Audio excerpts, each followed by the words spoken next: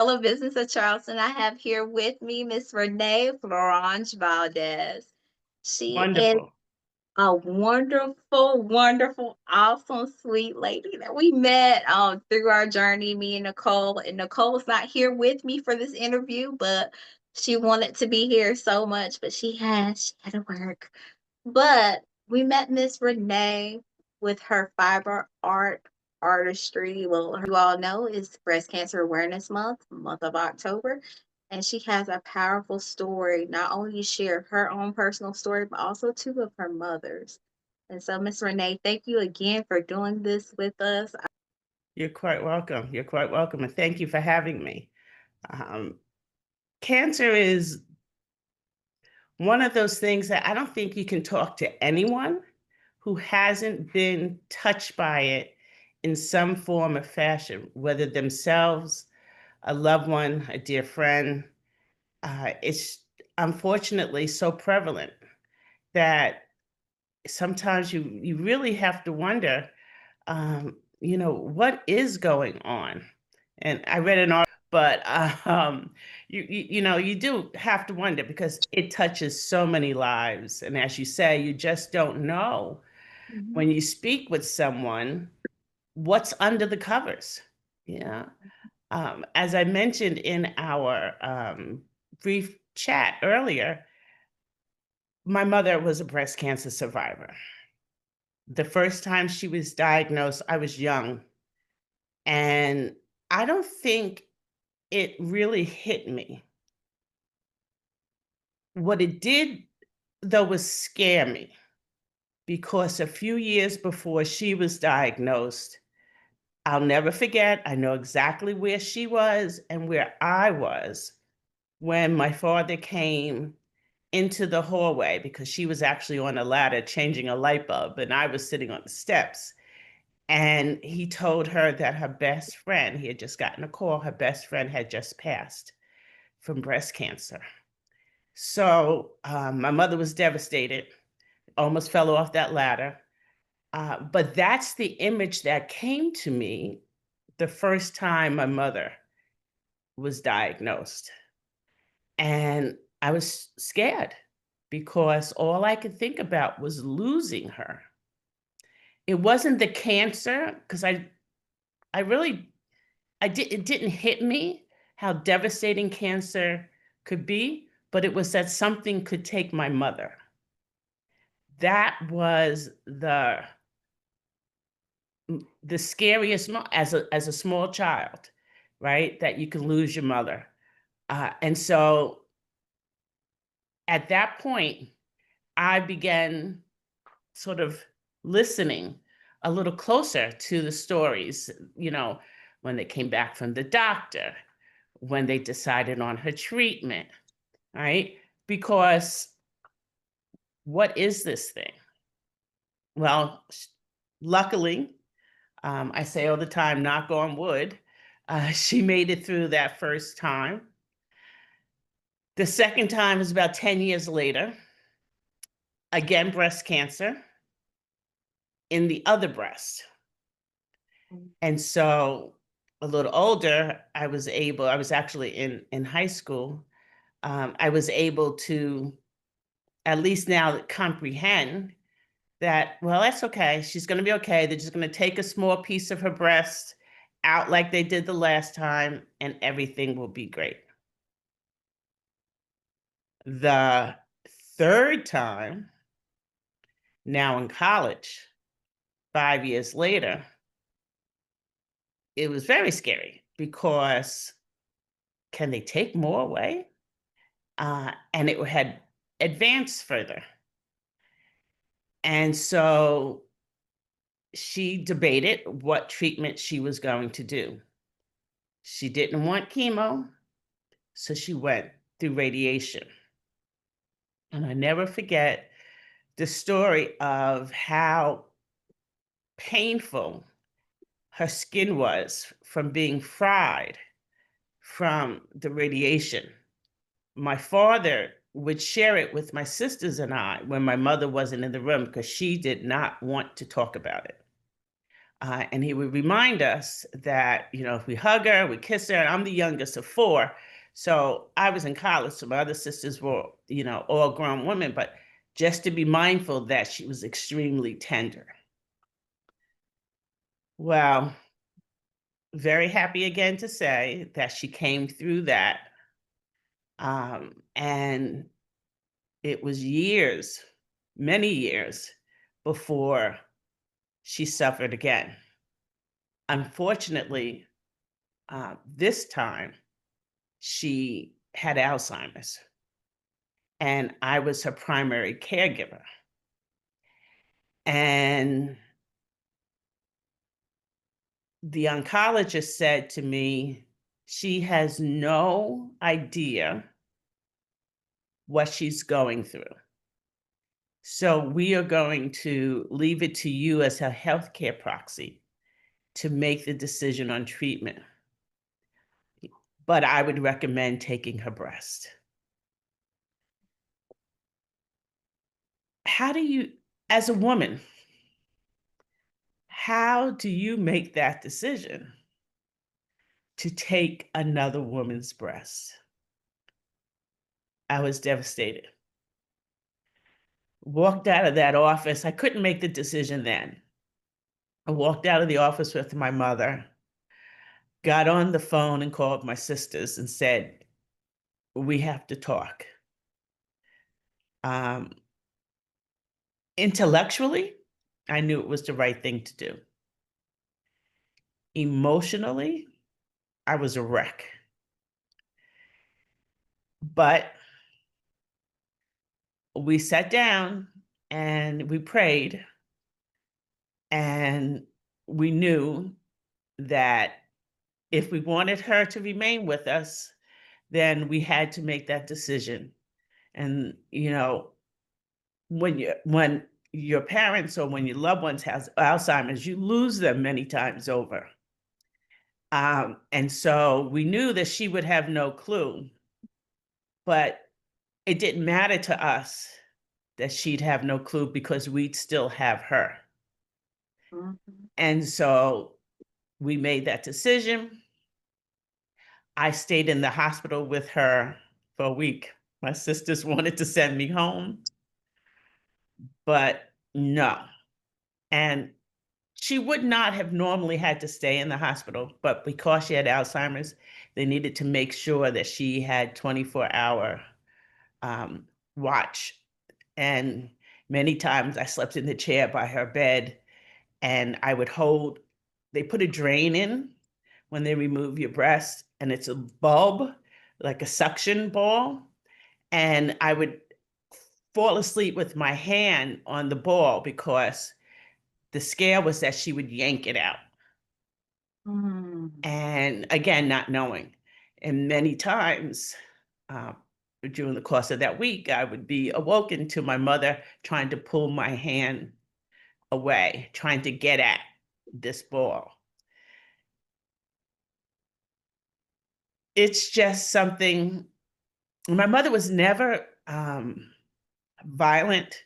She did not curse. My mother was a lady. Well, she hit my hand. She cursed at me. When I told my sisters, they were like, she said, what?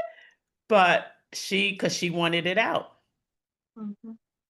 Uh, so yeah, it was quite a rocky road. And I will tell you, um, it was almost a year later, and we had moved her into a memory unit, assisted living memory unit for Alzheimer's, when I walked into the room to visit, and she literally pulled up her shirt and pointed to her breast and was like, it had just finally dawned on her that she was missing a breast. She was like, she couldn't understand. She didn't know how to vocalize it, but I could see in her eyes, I could see on her face that it had, like I said, good 10, 11 months later, that she had finally realized, and we did not put her through reconstruction. So Mhm. it was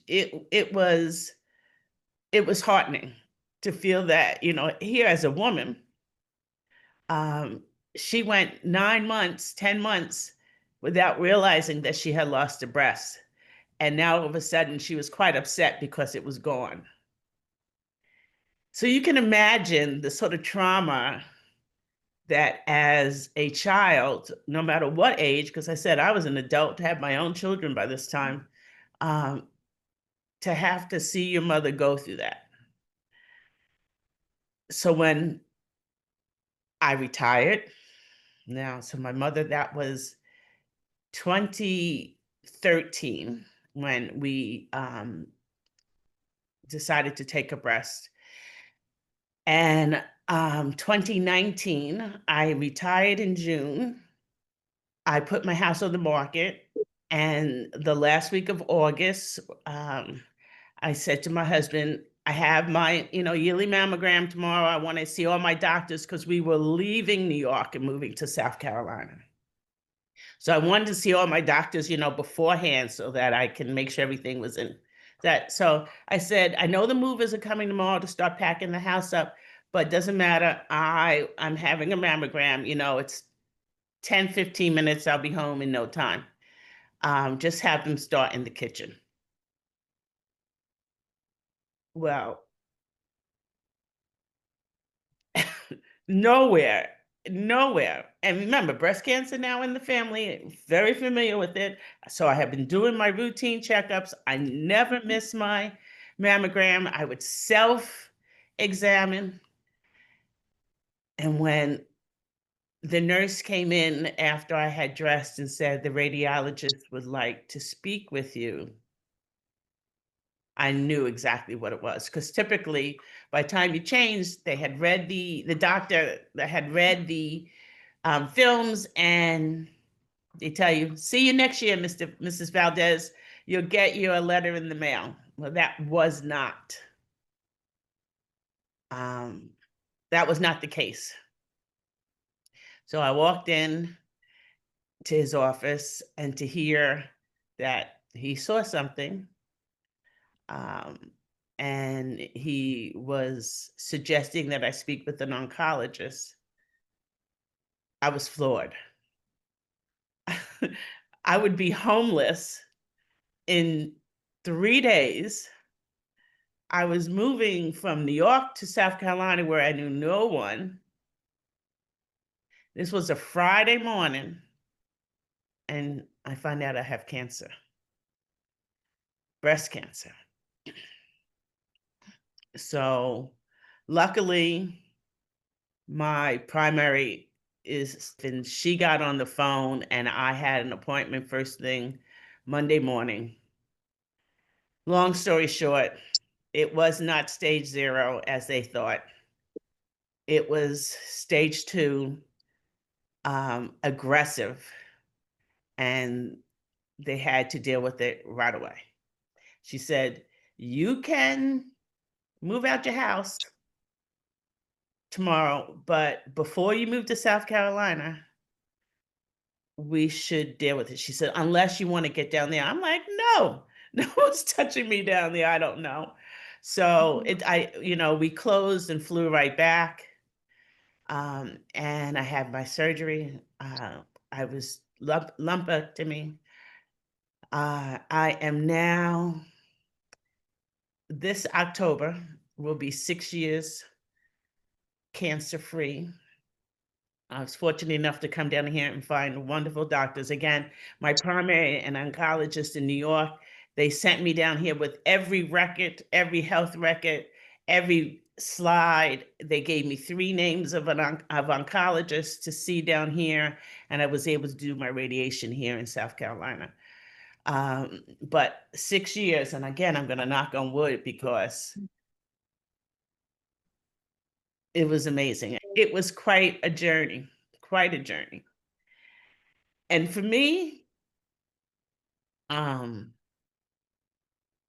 I had to tell myself. Now I worked through the cancer with my mom through my quilting. That's how I worked through everything.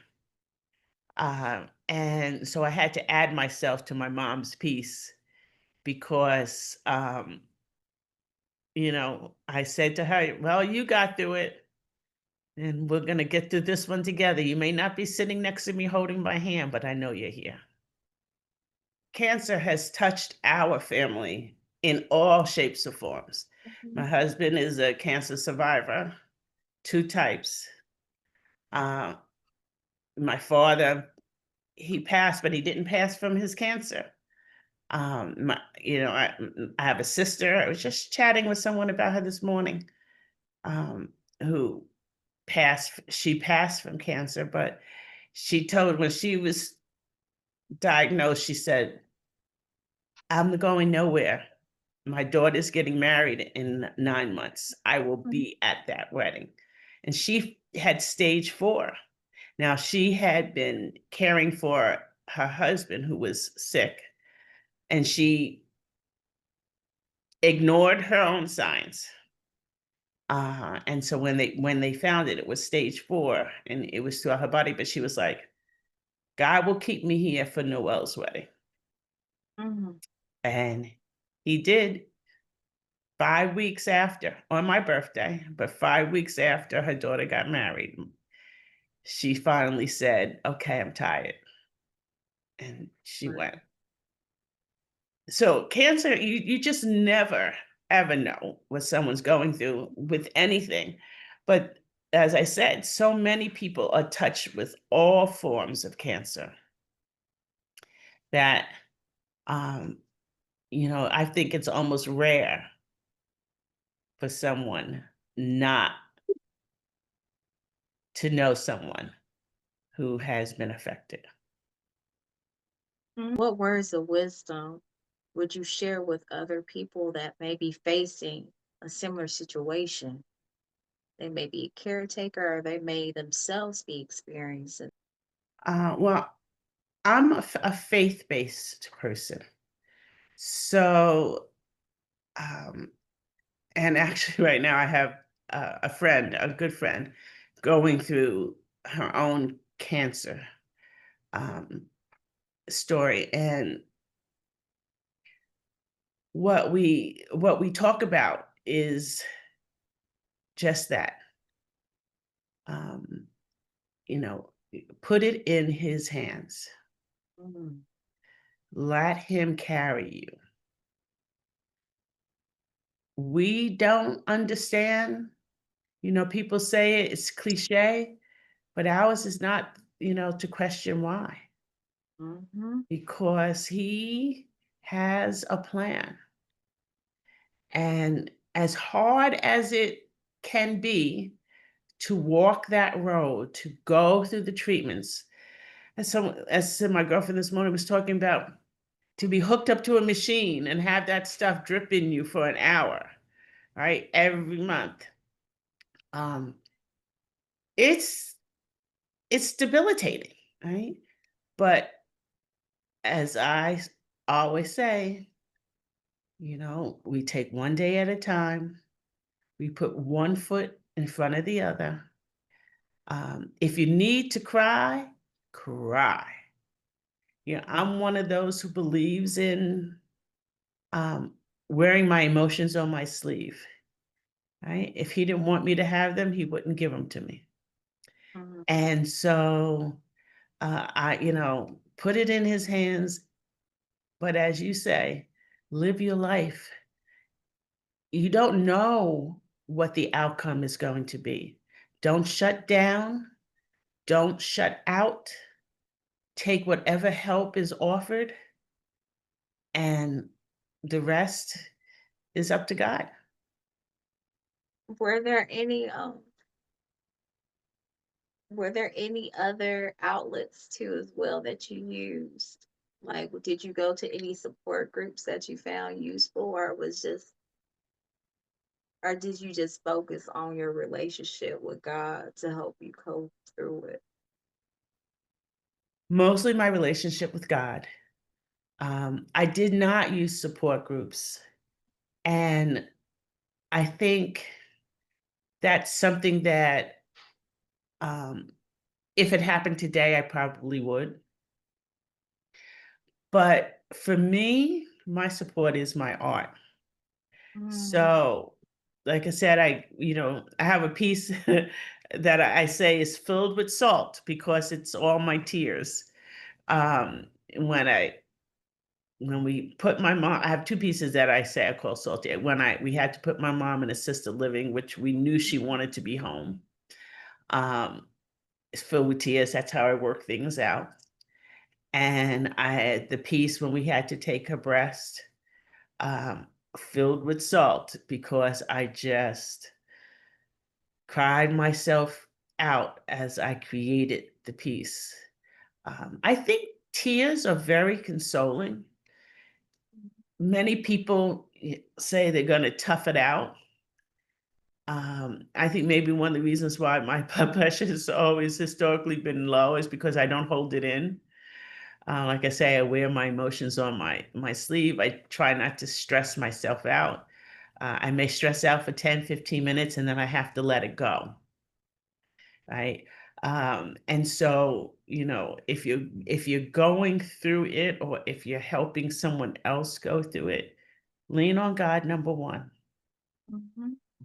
But number two, let yourself heal. Let yourself heal. And you heal, in my mind, by connecting with others. So take the help that's offered. You don't have to be superwoman or superman, right? I don't care what community you're in, where you work, where you go to church, if you go to church, if you go to school.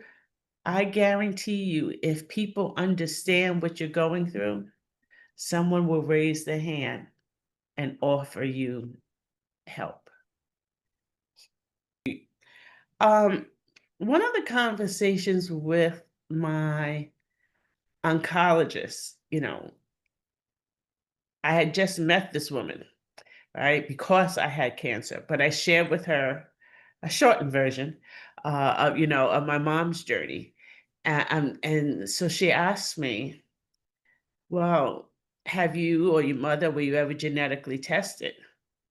Do you know if you're BRCA positive? Mhm. And I said, no, I had never even thought of it. Mhm. You know, I guess I was a biology major. So Mhm. science is important to me, but God is probably even more so. So Mhm. not probably, he is. So in my mind, if it was meant for me, it didn't matter what the test had to say. Mhm. So I no, I was never tested and my mother was never tested. And so then she asked me if I had children. And I said, yes. And she said, well, may I suggest it doesn't matter for you at this point because you've been diagnosed. I don't know if it will change your mind on your treatment therapy plan, but may I suggest that you do get tested since now you are the second generation. And, you know, not only your daughter is at risk, but breast cancer can be passed to your son as well and to their children. I hadn't thought about that. I hadn't thought that far, as I say, what's for me is for me. God has preordained that. Um, Mhm. but would it help my children? Would they deal with things differently if they knew that I was BRCA positive? And so I asked them, hey guys, before I go through this process and get tested, they're going to draw blood. Should they draw, some extra? And do you want to know? And they both, my son and my daughter, both said yes. And when the results came back, my doctor asked me, do you want the results or should I just send them to your children? And I says, well, what do you mean? And she said, well, you said you don't think it will change your mind on your treatment. So, and you didn't want to know beforehand. So, do you want to know the results for yourself? And I was like, oh yeah, I want to know if I'm negative, they have, Mhm, then it's good for them and I won't worry. mhm, Well, it turns out I was positive. Oh, yeah. Um, what hit me was how much science and faith should truly play their part together. It is an mhm, orchestrated dance, right? You know, while everything is preordained, um, he would not have made science and the medical advancements if he did not believe that there was value in it. So I had to step back and correct myself. And if, as you get to know me, most people say, Renee correcting herself, Renee saying she's wrong. Oh no. But yeah, I had to step back and I had to think about it. And I would say, for me, did it change the way I wanted to be treated? No. But for my children, who then went on both to have children, and again, knock on wood, thank the Lord, they both got mhm. tested and they are both negative on as a liability in some senses to my grandchildren. That was a real set of relief. And again, something I would have never thought about until she asked me that question. And I think we talked about this the last time we talked. I am um, a true believer that our life path is not a straight line. I have a whole series of quotes about it. They're called pathways. And, sometimes we're meant to go from point A to point B. And sometimes we sort of float on that lazy river, right? Not in control. Well, we're never really in control, but, just allowing ourselves to float away. And sometimes we're meant to get off and take a detour because there's something that we are meant to learn or experience on that side road. And everyone who tries to control their life, don't follow this straight line. I believe you miss out on a lot of life experiences that will truly enhance your journey. And so, yeah, it's not a straight line. And our paths may be predestined, but we all take excursions from time to time. It's the wisdom through the experiences, you have to go through something to be able to tell other people. You really do. You really And if you do. never experience pain, how do you know joy? True.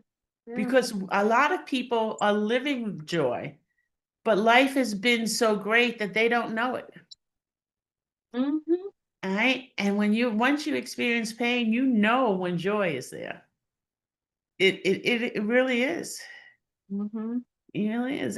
You never know what someone's going through because you're not walking in their shoes.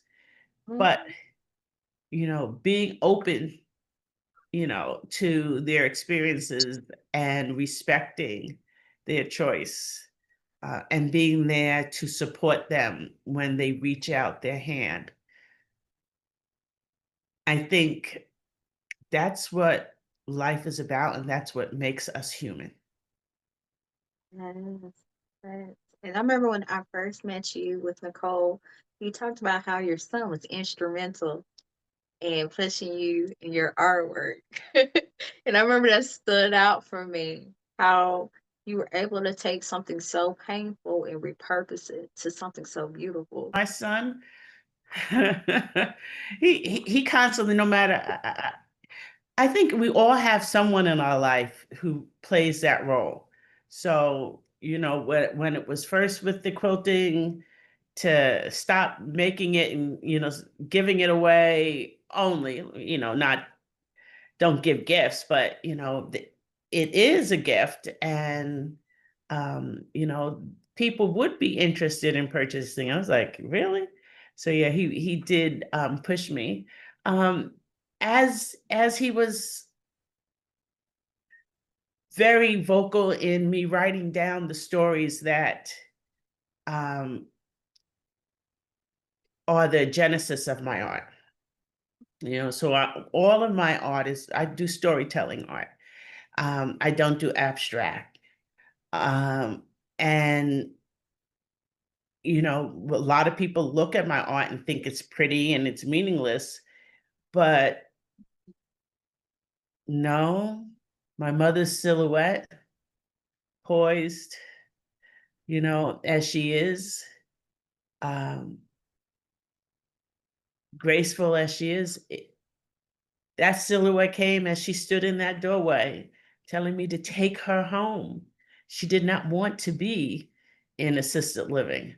I mean, and well, we moved her from her big old house to a two-bedroom unit, even though it was only her, so that we can turn one of the units into one of the rooms into a living room to make her feel more at home. But it- you know, those salty tears into that piece, that's how he worked through. I have a piece called Shades of Misty, and um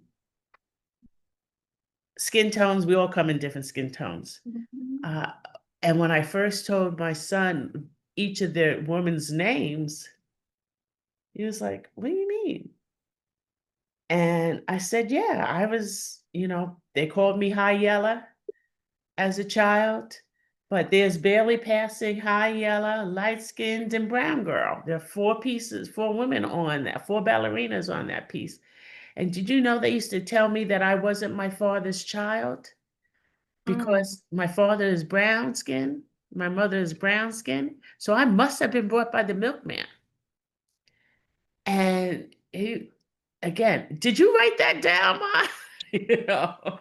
Wow. So yeah, all of my quilts tell stories, but yeah, my son has pushed me to not only share my work, but to document my work. And as you may or may not know, I'm waiting now for the tracking number for my first book, the shipment coming to my house so I can get those orders out. Just hopefully I'll have it in the next day or two before I hit the road for 10 days. But that's the whole genesis. And, he and one of my nieces have pushed me to write those stories down and to get them in the book. And other collectors have asked, but no, my son is very much of someone who's driven by purpose. Mhm. And he has helped me in many shapes and forms, helped me to share my life experiences to help others in their journey. Both of my children, and I actually talk about this in the book, have seen their mother um, be very involved in everything. I'm always going, whether it was Girl Scouts, PTA, for those of you who are in New York State, something called Compact for Learning. I helped start a nonprofit for after school programs for underprivileged children. There was always something. I mentored for many, many, many years, over a decade. And, I was always into something. But at the same time, I made sure that my children understood why I was doing it, and that they were still my first priority. Mm. They will always say, "Yep, that's my mom. There she goes again. Yep, ask my mom. There she goes again. Hey, mom, can you read his resume? Hey, mom, can you read his essay? Hey, mom, can you help her with?" Because that was just what I did. So my children really, they both push me in ways to be who I am, to be a better person, not just a better mother, not just a better wife or sister, but a better person. I was very fortunate to have children who are wiser than their years. My kids have played a very um, fruitful role in my development as a person beyond being a mom. And from a female perspective, we're a daughter, we're a sister, we're right, we're a wife, we're a mother. Mhm. How many of us, we're, a professional or whatever we do in life, how many of us can define us for ourselves without having to say, my son, my mother, my daughter, my job? Who are we? Right? Mhm. Who are you? Can you answer that for yourself? Yeah, helping me understand who I am, and something that my children did for me. Who am I? You talked Mhm. about my relationship to a lot of different entities, but you didn't talk about who was Renee. And so, yeah, it was time to figure that out. And again, I'm fortunate. I have a passion for something that allows my mind to work overtime, right? Uh, it relaxes me so. My fiber art is extremely relaxing, and so what it does, I don't watch TV while I'm working in my studio. I don't. Sometimes I'll listen to music, but most of the time I can't tell you what song has played Mhm. because my head is now somewhere else. I'm working through a problem. I'm analyzing why I decided to make that woman with her hand on her hips and that expression on her face, right? Uh, you know, all of those things. I'll sketch something out and I'm like, well, that's not what I had in mind. So why? I am the person who asks the question why for everything, for everything. And that introspection is can be very powerful. If you really Mhm. sit back and think about it and you answer the questions honestly, it can be very freeing. Mm. So yeah, um, my son and my daughter, and they Good. have been very helpful in helping me figure all of that out or forcing me to think about it for myself. And That's I was wonderful. listening again. I do read a lot, unfortunately, things, and I was reading something online, and the ads pop up, and there was this woman, and I won't say her name, but she's very well known, Mhm. who said something, and I had to hit stop and rewind because I had to hear it again. Mhm. And I had to make sure I heard it correctly the first time I rewound, and then I rewound it again. A woman who can be by herself, who can go to the movies by herself, who can go out to dinner by herself, who can sit at home by herself, is extremely powerful and extremely dangerous, Mm. right? Because if you're comfortable with who you are enough to sit in your own silence, right? And not need someone to fill in the quiet, not need someone to make you feel good and prop you up, not need someone to take you by the hand and make decisions for you, right? A woman who can do all of that by herself is a dangerous thing. And now she happened to be talking about dating, Mhm. but and relationships. I shouldn't say just dating because she later went into even, married couples. But um, if you think about that, right? If you are comfortable with who you are, so much so that you can be alone at any point in any scenario and not feel threatened, not feel weak, not feel less than, then you have the ability to guide your own ship, Mhm. right? And a person who can guide their own ship becomes more valuable for anyone around them if those people are open to the fact that that woman, that man, it doesn't matter who you are, right? But when you can do all of that for yourselves, that means you can bring value to the other relationships that aren't carrying baggage, Mhm. right? Mhm. Right? You're not dependent, you're not needy, right? It's a wonderful thing. And I don't know how many people, not just women, but she was talking from a woman's perspective.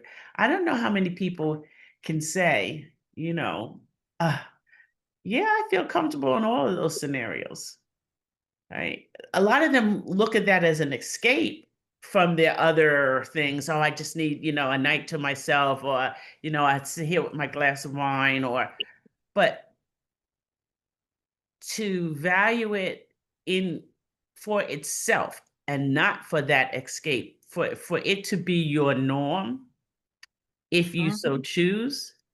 Hmm, yeah. Yeah, that is God bless the powerful. child that has his own. That is powerful.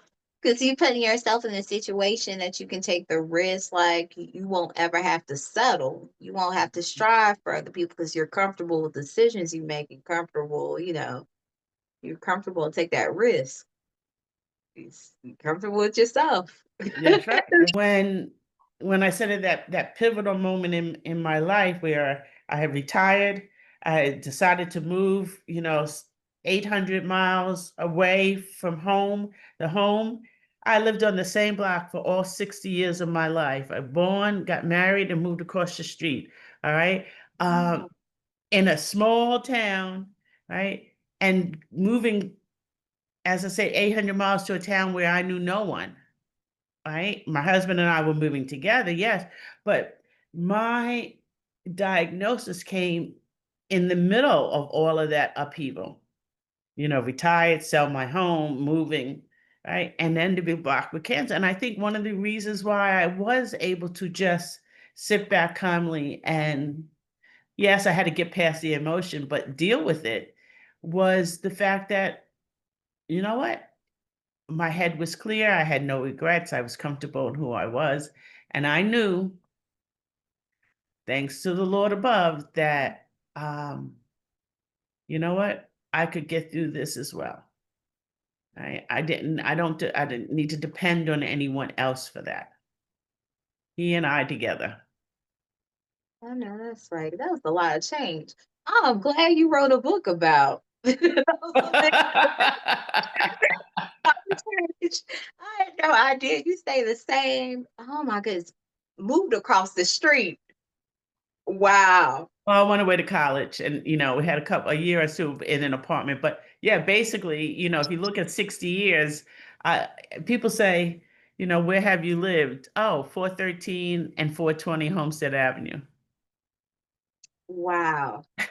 All that changes, it just happened all in a few days. Yes, yes. Oh my goodness. Tell me more about your book and the release date because you mentioned it earlier. Yes. And So I wrote a book. It's called Becoming the Light, A Journey of Self-Discovery Through Fiber Art. And it is 40 pieces of my work and their backstories.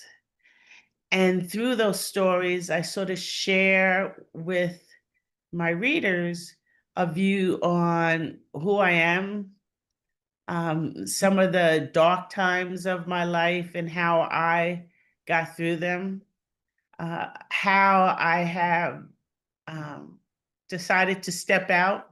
I think I talk much about, I have a couple of series in my work that themes sort of repeat themselves.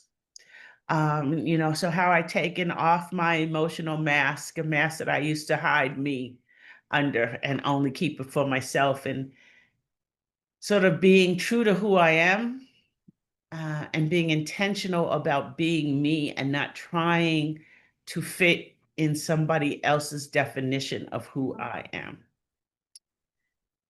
and celebrating, the struggle that we as women go through, especially women of color in, America.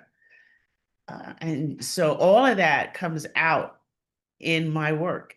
Right? People may not see it when they first look at my art, but when they read the stories as to what drove me to create that piece, that's where they get to understand a little bit more about me. So I'm really, really excited.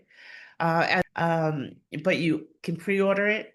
My website is quiltedartistry.com, and the book is called Becoming the Light. So that's Quilted Artistry by Renee with two E's.com/becoming the light. And once you go there, it takes you right to the description of the book and how to order it. So I'm really excited. It took me a couple of years to actually get this book out, written and rewritten. And yeah, I just can't wait. It's like, longer than birthing a child. Oh my goodness, I'm excited.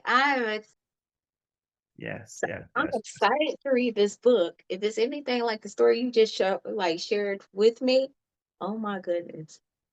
Like, so thank you. I hope that when people read it, they actually then start thinking about their own stories, right? Mhm, Because we need to be documenting our stories.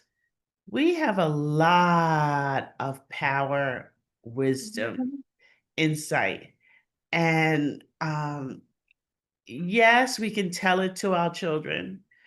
Um, it can become word of mouth, right? And repeat it. My grandmother's, said things to my mother. She said to me, I say to my children, yes, but that's really limiting, right? We need to document it so that when historians go to understand who we are as a people and mhm. what we did to maneuver the time, to survive the time, right? They won't be scratching their head, right? If we share and document our stories. So yes, I hope that as people read the book, that it inspires them to do the same. And whether you publish a book or you document it in a journal, sign and date it every time you write in it for authenticity, and don't throw it away. And make sure your kids know that that's not something they can throw away right on your passing. I think it's important. We all need to do that. We need to document our stories, tell our own stories, share our history, share our truths, so that the world knows who we are and what we have to give. My goodness, very well said. Thank you again, Miss Renee. You just Mhm. so thank you. You're Thank quite you. welcome. Thank you But for having me. I really appreciate it. I always enjoy talking with you, Nikki too, but I always enjoy talking with you ladies, and I appreciate you giving me the opportunity to share my story, right? Because as I yeah, said, we all have them, and it's important for the world to understand, exactly who we are. thank you. And also before we go, is your artwork being featured anywhere at this time? Any other galleries coming up? Right, I have just came back from a show in Atlanta, but the Global Art Fair that will be here in North Charleston at the Park Circle Community Building, October 24th and 25th. I'll have pieces there. I actually will also have my book, and I'll have a table. I'll be selling my book, my journals, my cards. People can, have an opportunity to chat with me. My art will be part of the fine art exhibit, and then I'll have my other items as well.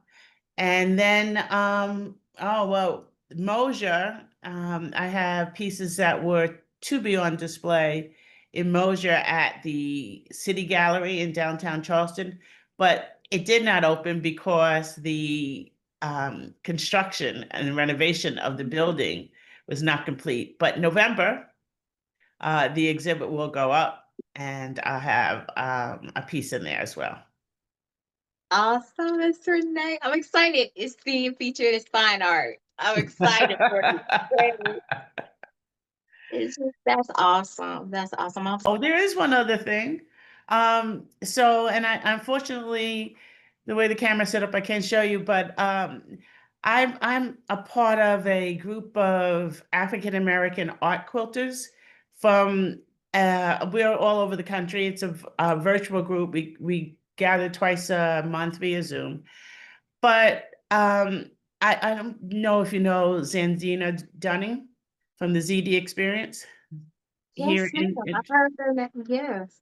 so she and I were chatting one day, and she was talking about the Florence Crittenton House and how they help young women get back on their feet, housing, etc., childcare. And they're building a new facility for these women to live in. And so I went back to my group, and we're actually making bed quilts that we will donate to this organization to be able to share with the women. So, and we're calling it the group is called Epic Color for Quilters, and we're calling our program Epic Layers of Love. And we'll be donating these. And the goal is that we'll continue to make them over time. And as the women come through their house and leave, that they have this quilt to go with them as sort of a hug from us to know that they're not alone, that there's always someone willing to blanket you in love. Do you guys have information online? Of No, how we're we an informal group. Oh my gosh, y'all need to share. Y'all need to get somebody to share. That's We do awesome. have a Facebook group, but we don't use it that much. Would But it's y'all be called the talking to Epic each other? Colorful Quilters. And I know one of us, and I won't put her on blast, but one of us had talked about putting up sort of a web page. But since it was actually started by myself and a quilter out in California by the name of Rachel Clark. She makes quilted garments, more quilted coats, Rachel D. Clark. And we started doing COVID by reaching out to some other African American fiber artists who do art quilts, not utilitarian quilts, as our primary focus, as a way of connecting because we were all stuck at home. And when we built the group, our goal was to be able to mentor one another. Rachel's been in the business for many, many, many years. I hate to say that about myself, but yeah, I've been quilting for quite a while. And there was some newer African American art quilters out there that we thought their work stood out. And so, as a group, there are 8 of us, and we meet twice a month, and it's a really open forum. Once a month I'll have a topic, educational topic that someone will lead. But the 2.5 to 3 hours that we're on the phone at night is really free form, and it's meant to mentor and support and share ideas. And so when Zandrina brought this up to me about the house, I was like, oh, fabulous. But I'm trying to think a way to weave my passion into giving back to the community. And so this was just a perfect opportunity. And I thank my sisters in Epic Colorful Stitches for supporting me in this initiative and making quilts that we can donate. That's beautiful. Because back in the day, if your grandma or your aunt could quilt or crochet, that's what they did. I have a piece right now. In fact, I have something that my great aunt, she crocheted for my daughter. She just assumed that we were all gonna have girls. And I mean, she gave this to my mom. She gave mine to my mom, probably like 10 years before I had my daughter. And my mom bought it out after my aunt had passed. And she's like, your great aunt Margaret wants you to give this to your baby. It was a crochet hat. and like little booties, and I have them right now. Just like the air, it just like a quilt. That's what they Mhm. did. They would be prepping for them. You were like, "What are you doing?" "I'm working on something." Like, "What?" You know? That's right. I knit and crocheted before I quilted, and everybody got a knitted or crochet thing, and I didn't have children at the time, but that's what I did. That's what because it is what we did. That's who we are as a people, right? That Mhm. handmade gift, that love, right? It's so and so important. So yeah, for us to be able to say to this woman who's going through a trying part of her life, Mhm. you're not alone. We're here. Your village is here. We're here. That's beautiful. Y'all need to get a website. Y'all never know. Other people may want to try. We talking about this. Y'all seem like y'all a good group of ladies. Like, Well, I think a lot of us have so much else going on that this is sort of a nice low yeah. key thing that we can do and still feel good about it. That's awesome. Well, thank you so much, Miss Renee. You're Thank you quite so welcome. Thank you again.